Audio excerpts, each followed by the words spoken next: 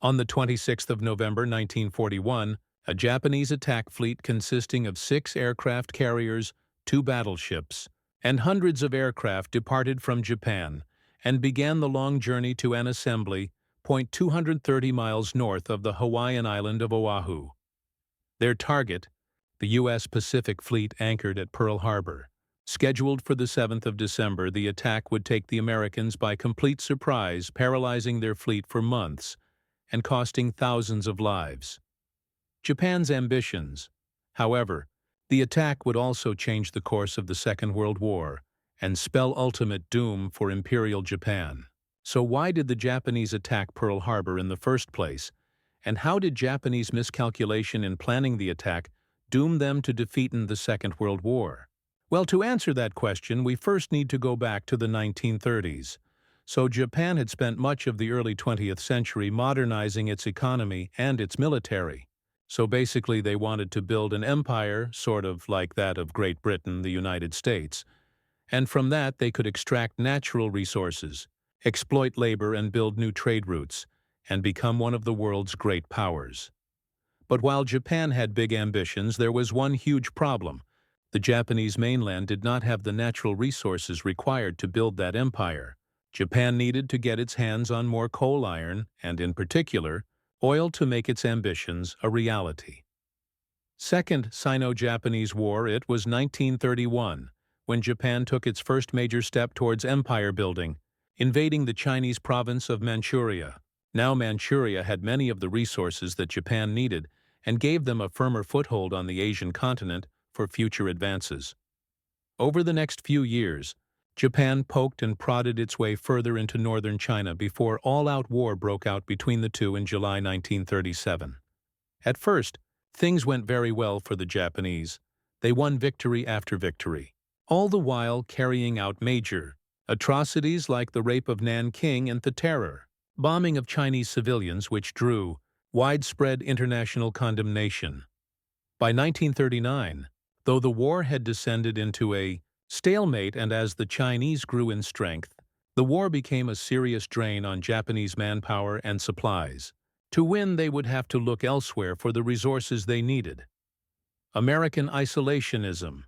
Meanwhile, across the Pacific, the U.S. was looking on with mounting concern. After the USA's participation in the First World War, they start to adopt an unofficial policy of non-interventionism and isolationism. So this basically means that they won't go to war for their allies, or even get into alliances in the first place, and they won't even provide aid either. And this actually starts to become official policy in the mid-1930s, when the U.S. Congress starts to pass a series of neutrality acts. But as Congress was passing these acts, the world around the U.S. was getting a lot more violent and unstable. So though America had began the 1930s as a bastion of isolationism, the outbreak of war in Europe, as well as Japanese atrocities in China, brought a gradual shift in public opinion back towards interventionism. That allowed U.S. President Franklin D. Roosevelt to sign a new Neutrality Act into law in 1939, which permitted the U.S. to supply arms to Britain and France if they paid for and picked it up in their own ships. This would later be followed up by the far more sweeping Lend-Lease in 1941, which included China and the Soviet Union and asked for no payment in return. So although the U.S. was still technically neutral, it was very clear whose side they were on, and for Japan that was a huge problem. Japan's oil problem, so the biggest resource that Japan needs at this point is oil. In 1939, all but 6% of its oil supply was imported, with roughly 80% coming from the United States. Alone, running out of oil would basically spell doom for their military campaign in China, as well as their other territorial ambitions. There were also a host of other natural resources that Japan needed, but could only get through imports, and that included scrap metal, coal, iron, all things that are vital to their war effort, and actually, a lot of this stuff also comes from the United States. Northern versus Southern strategies to get those resources and grow.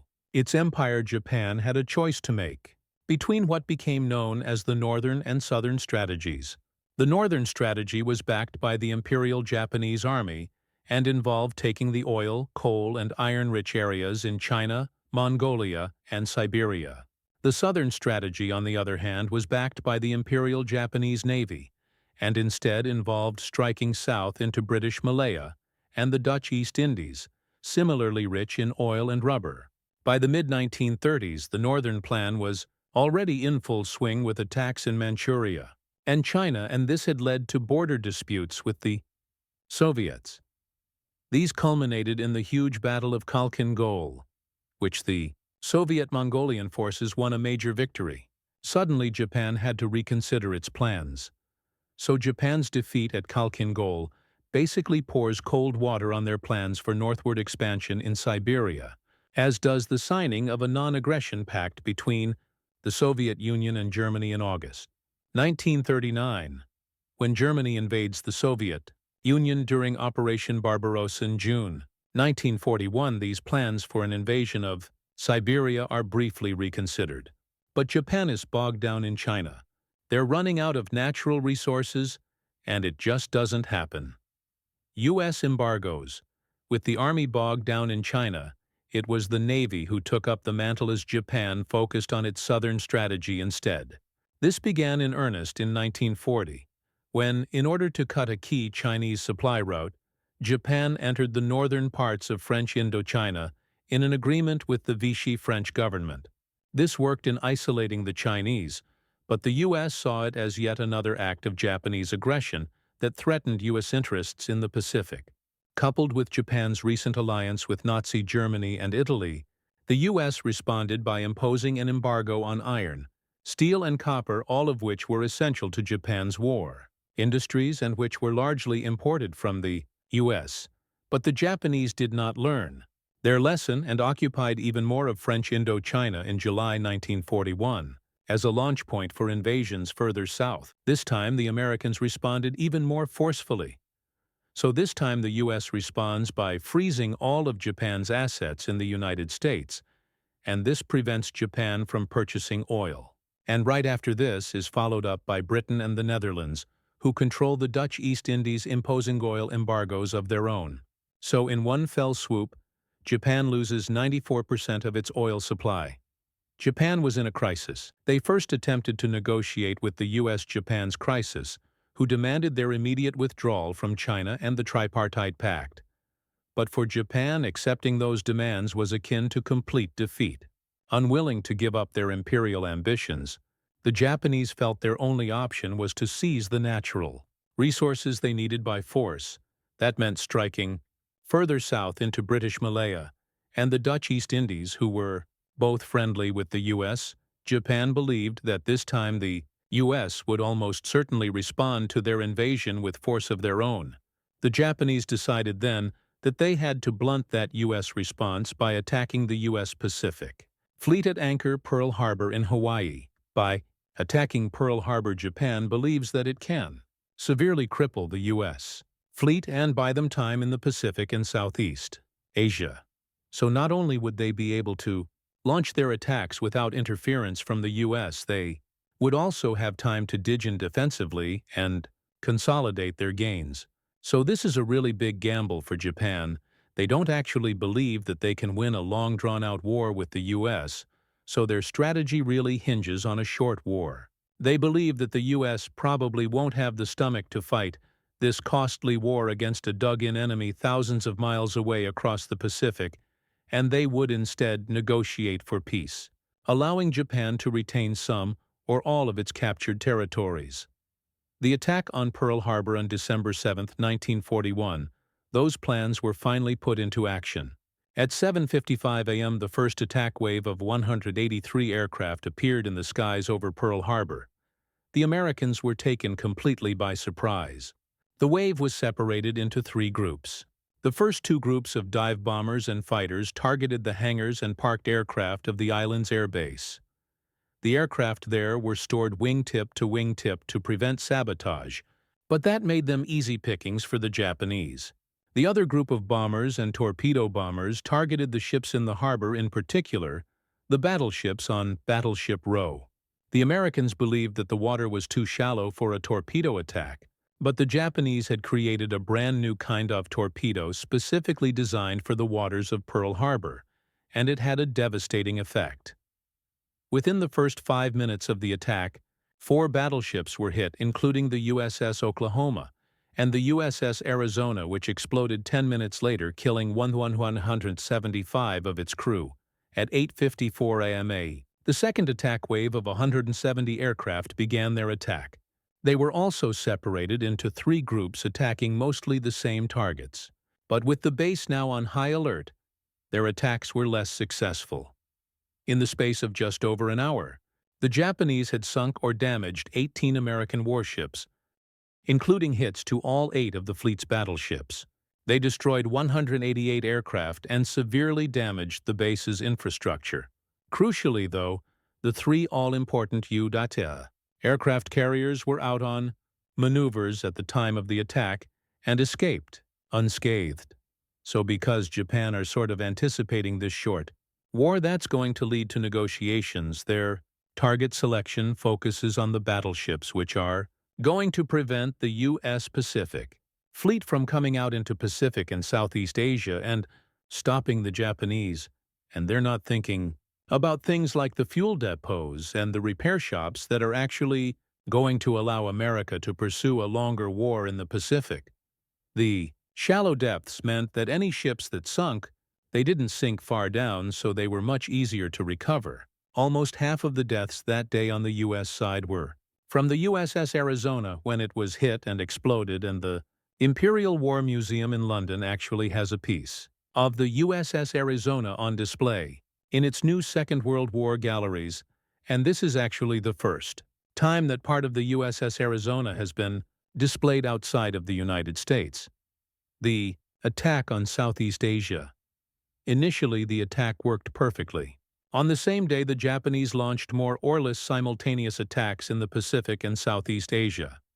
Thailand surrendered within hours and quickly signed an alliance with Japan, while the U.S. territories of Guam, Wake Island, and the Philippines, as well as the British territories of Malaya and Hong Kong, all fell relatively quickly. And on top of that, 2 major British warships, the HMS Prince of Wales and HMS Repulse, were sunk off the coast of Malaya by Japanese torpedo bombers. In the first months of 1942, Japan followed this up with attacks on the Dutch East Indies, British Burma and Singapore, New Guinea and the Solomon Islands, and just as they'd hoped, the U.S. Pacific Fleet was unable to offer a response. The Japanese then had completed their goal with speed and efficiency. They'd established their new empire, and they finally had the natural resources they'd craved for so long. But there was one huge problem: U.S. response. So Japan's attack on Pearl Harbor pretty much has the opposite effect of what it was hoping for. You remember, they were hoping for this negotiated peace.